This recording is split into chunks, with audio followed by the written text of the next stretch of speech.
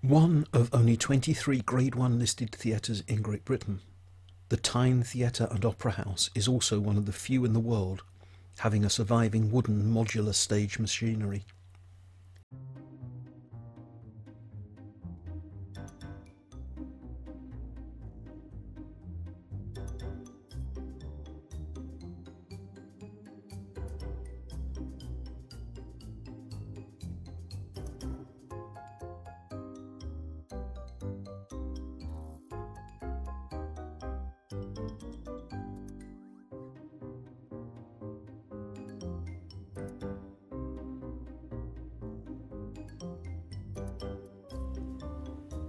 The Tyne Theatre opened on the 23rd of September 1867. Alterations to the theatre were carried out in the next 2 decades, including adjacent buildings being added to create what was termed as a grand salon. With changing tastes, the theatre closed in 1917 and was then leased by Sir Oswald Stoll to be converted into a cinema, even though there were already 6 cinemas operating in Newcastle at the time. The Stoll Picture Theatre opened on the 2nd of June 1919 with a screening of Tarzan of the Apes.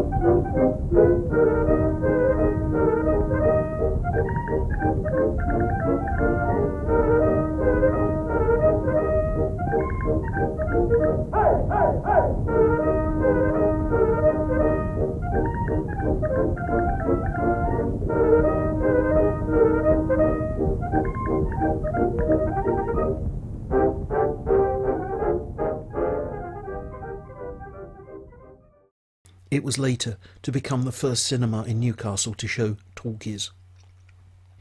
During the 1960s, with the number of people going to the cinema falling with the rise of television, the Stoll Cinema attempted to keep running, as so many did, by showing X-rated films. This niche market, however, sealed its fate, and it closed on the 23rd of March 1974.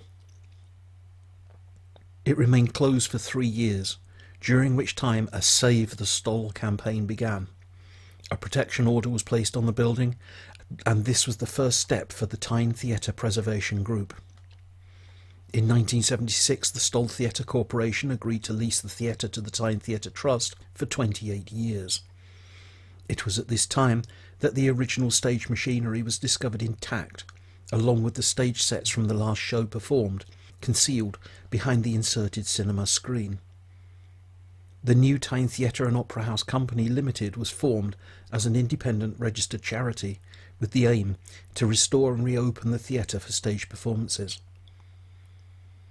In 1980, the company purchased the theatre outright from the Stoll Corporation and then proceeded to purchase the entire block, comprising 5 shops, 2 public houses, a restaurant, offices and 6 flats. The Tyne Theatre Opera House was awarded Grade 1 listed status in August 1985, but later that same year, on Christmas Day, a fire destroyed the flytower and damaged the stage machinery. After repairs, the theatre opened for business in November of the following year and has been flourishing ever since.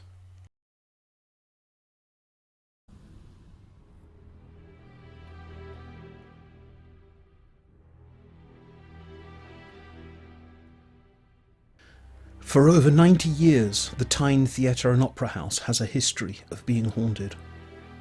The most reported apparition being that of a former stagehand named Bob Crowther, who was killed in 1887 when a 36-pound cannonball, a part of the machinery to simulate the sound of thunder for a stage effect, jumped the rails and smashed his skull.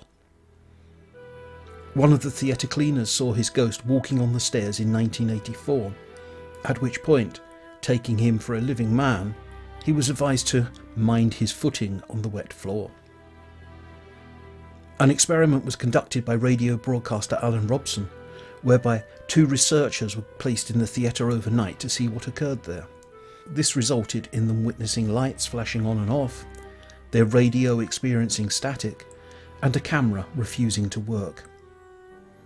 Many actors and patrons of the theatre have experienced gusts of icy wind which seem to blow right through them, or unexplained icy cold spots in various locations.